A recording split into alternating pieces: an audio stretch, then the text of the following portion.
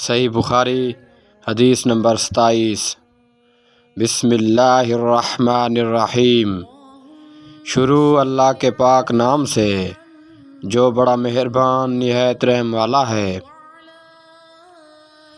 رسول اللہ صلی اللہ علیہ وسلم نے چند لوگوں کو کچھ عطیہ دیا اور سعد وہاں موجود تھے۔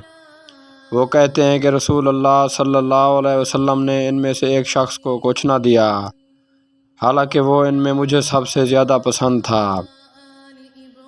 میں نے کہا، حضور آپ نے فلاں کو کچھ نہ دیا، حالانکہ میں اسے مومن گمان کرتا ہوں۔ آپ صلی اللہ علیہ وسلم نے فرمایا، مومن یا مسلمان؟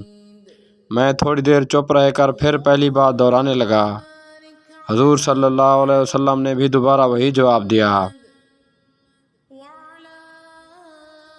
پھر آپ صلی اللہ علیہ وسلم نے فرمایا کہ اے سعد، باوجود یہ کہ ایک شخص مجھے زیادہ عزیز ہے، پھر بھی میں اسے نظر انداز کر کے کسی اور دوسرے کو اس خوف کی وجہ سے یہ مال دیتا ہوں کہ وہ اپنی کمزوری کی وجہ سے اسلام سے پھر جائے اور اللہ اسے آگ میں اوندھا ڈال دے۔